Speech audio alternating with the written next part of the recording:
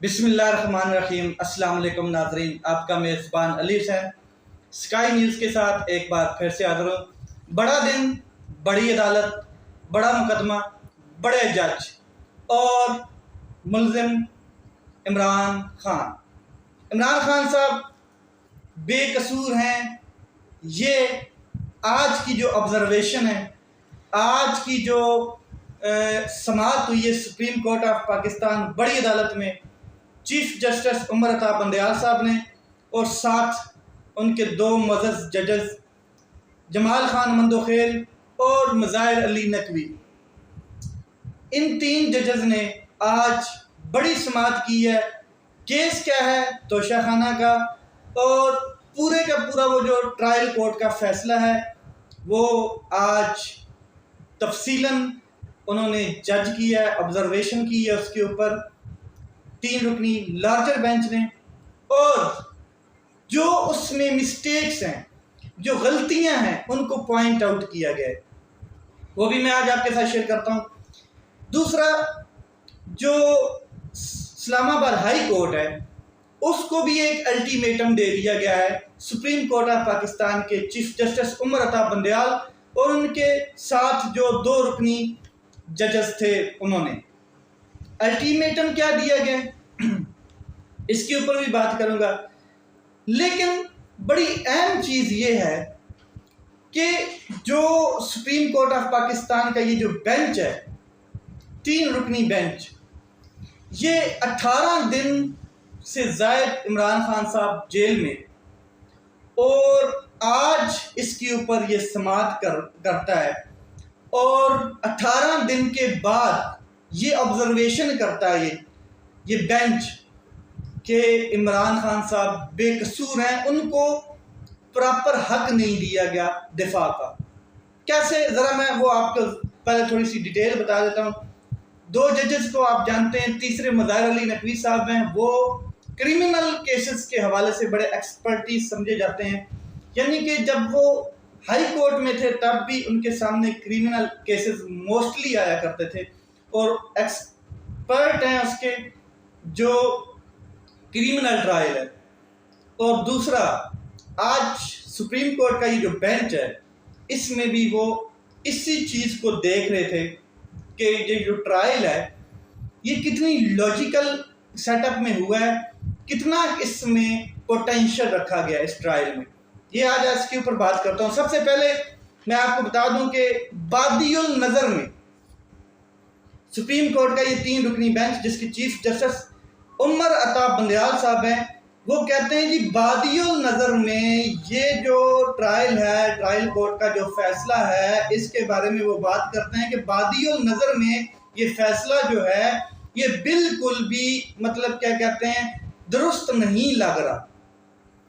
بادی النظر میں وہ کہتے ہیں کہ اس میں بہت سی غلطیاں ہیں، کوئی ایک آدھ غلطی نہیں انہوں نے بتائی۔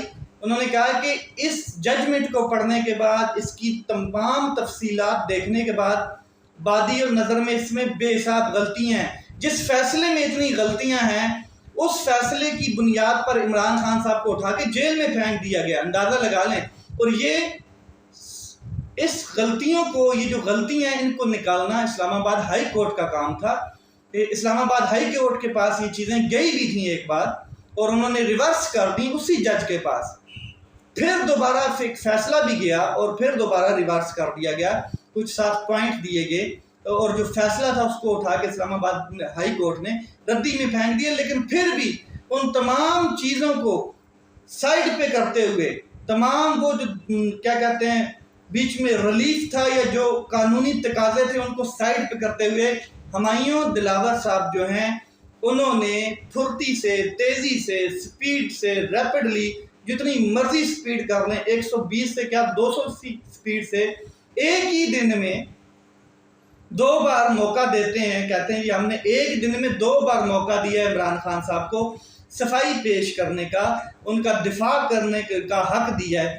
ایک ہی دن میں 2 بار کیا حق دیا ہے، اور فیصلہ سنا دیتے ہیں۔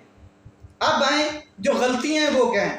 ایک تو ہمایوں دلاور کی عدالت نے انصاف مکمل نہیں کیا، مکمل انصاف کے تقاضے پورے نہیں کیے۔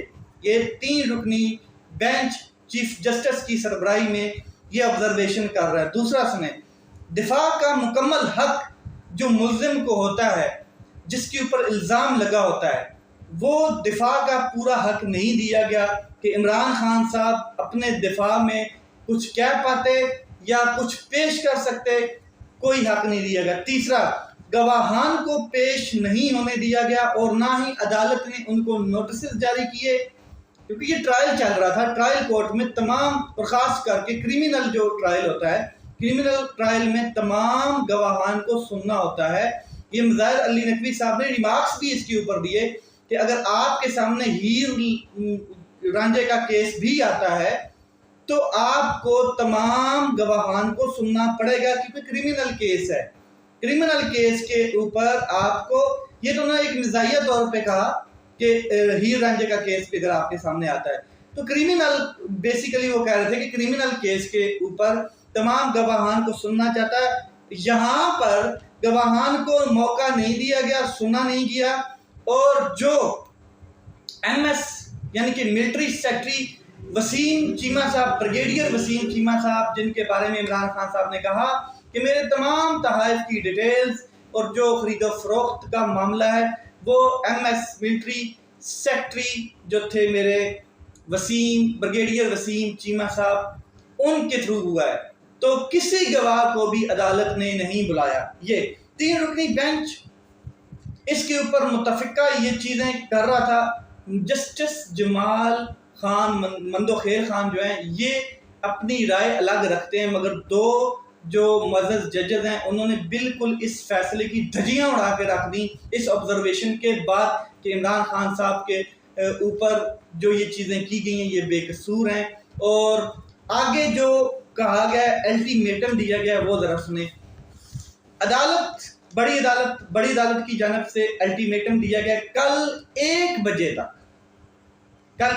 بجے تک عدالت جو ہے اسلام آباد کی بڑی عدالت، اسلام آباد ہائی کورٹ، جسٹس عامر فاروق صاحب جو چیف ہیں وہاں کے، ان کو کل 1 بجے تک موقع دیا گیا کہ آپ اس کے اوپر فیصلہ سنائیں، جو درخواستیں آپ کے اوپر لگی ہوئی ہیں، جو وہاں پر آپ کی عدالت میں لگی ہوئی ہیں، جو بھی فیصلہ سنانا ہے، جو بھی، تب تک ہم انٹروین نہیں کر رہے، تب تک یہ بینچ، سپریم کورٹ کا بینچ انتظار کرے گا، انٹروین نہیں کرے گا۔ آپ اس کے اوپر اپنے معاملات سیدھے کریں۔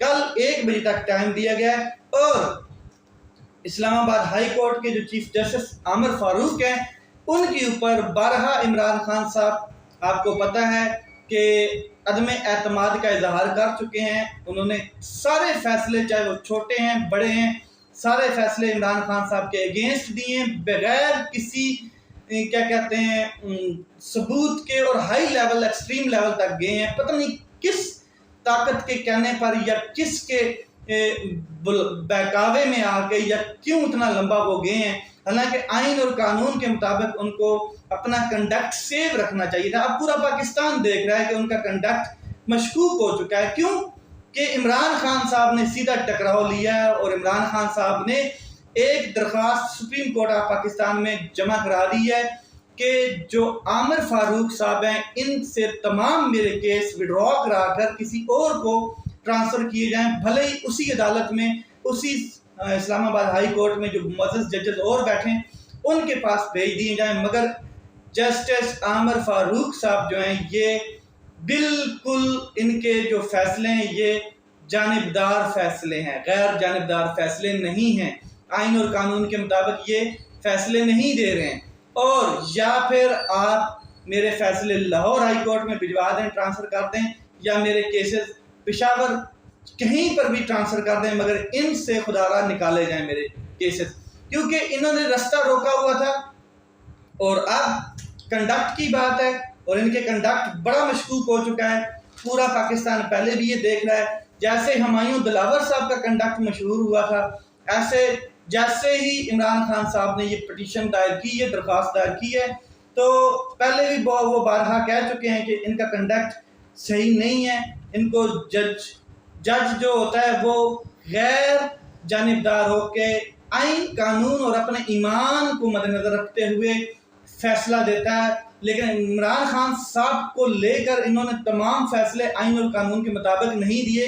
ये बकौल इमरान खान साहब की पटिशन के या एप्लीकेशन के, तो इंसाफ के तकाज़े इन्होंने कभी पूरे नहीं किए, इसलिए इन्होंने रास्ता भी रोके रखा है, अभी तक रास्ता रोके रखा है, कभी सेहत का, कभी कुछ, ताकि ये केसेस मेरे पास ही, जितनी अपीलें ज़ेर इल्तवा हैं मेरे पास रहें और सुप्रीम कोर्ट में भी ना जा सकें। अभी भी आप देख लें कि सुप्रीम कोर्ट ने कल तक ये समाअत मुलतवी करके कहा है कि इस्लामाबाद हाई कोर्ट की इसके ऊपर अपनी ऑब्जर्वेशन आने दें।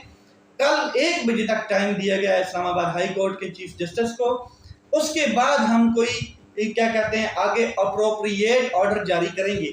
जो ज़राए हैं वो ये कह रहे हैं कि जिस तरीके से ऑब्जर्वेशन की गई है, जो लीगल एक्सपर्टीज़ हैं, जो लीगल कानूनदान हैं सारे, वो ये कह रहे हैं कि जिस तरीके से ऑब्जर्वेशन की गई है, ये वाज़ह ऑब्जर्वेशन नज़र आ रही है कि अगर इतनी गलतियों के बावजूद एक फ़ैसला सुना दिया जाता है और उसमें मुलजिम को क्या कहते हैं विक्टिम करके अंदर जेल में भेज दिया जाता है, तो इससे वाज़ह नज़र है कि वो इमरान खान साहब भी एक कसूर हैं, क्योंकि ये सारी गलतियाँ ये इंसाफ के तकाज़े पूरे नहीं कर रही हैं।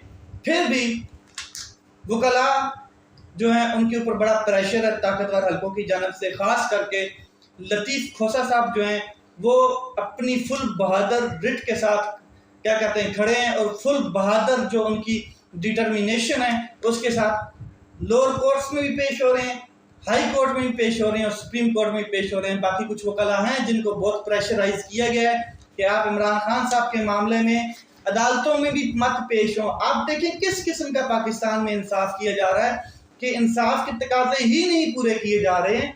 और सबसे अहम चीज़, कल 1 बजे तक tick tock chief justice Aamir Farooq साहब का टाइम स्टार्ट है। सुप्रीम कोर्ट के 3 रुकनी बेंच ने ये वाज़ा किया कि कल 1 बजे तक आपके पास टाइम है, उसके बाद हम इस केस को डील करेंगे और इसके ऊपर बेंच बना हुआ है। फिर मज़ीद मज़े की बात यह है कि अब उनके पास कोई चॉइस नहीं है कि वो इमरान खान साहब के केसेस जो ज़ेर इल्तवा हैं उनको मज़ीद लिंगर ऑन कर सकें, लंबे कर सकें, या फिर वो इसके अंदर मज़ीद सुस्ती का शिकार करें इन केसेस को। इसके अलावा एक ख़बर है वो आपके साथ शेयर कर देता हूँ कि नवाज शरीफ साहब ने ग्रीन सिग्नल दिया है शहबाज शरीफ साहब को कि मैं सितंबर के एंड में पाकिस्तान आने वाला हूँ।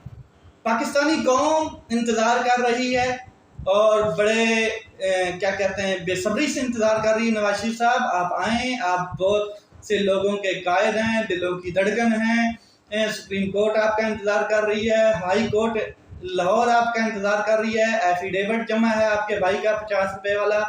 आप आएँ, आपका पुरतबाक इस्तकबाल किया जाएगा। एक सवाल यहाँ पे मेरे पास है, उसका अगर आप जवाब दे दें तो वो ज़रूर दीजिएगा कि क्या नवाज शरीफ साहब खुद आना चाहते हैं या पाकिस्तान में कोई ऐसा शख्स है जो नवाज शरीफ साहब को लाने के लिए तैयार है, जो रास्ता हमवार कर चुका है नवाज शरीफ साहब का। ये आपने मुझे बताना है, क्योंकि आपने देखा है वज़ीर ख़ज़ाना साहब भी नहीं आना चाहते थे जब तक ड्राई क्लीन नहीं हुए, तो फिर पाकिस्तान एयरफोर्स का जहाज़ गया और वो लेके आया। लेट्स सी क्या होता है। अपना ख्याल रखें। कल इमरान खान साहब के लिए बहुत बड़ा दिन है, पाकिस्तान तहरीक इंसाफ के लिए बहुत बड़ा दिन है, और जहाँ तक लीगल एक्सपर्टीज है उन्होंने कह दिया कि इमरान खान साहब को इस केस में बिल्कुल रिलीज़ कर दिया जाना है, न्यायालय भी ख़त्म हो जानी है और तमाम की तमाम सज़ा भी ख़त्म हो जानी है।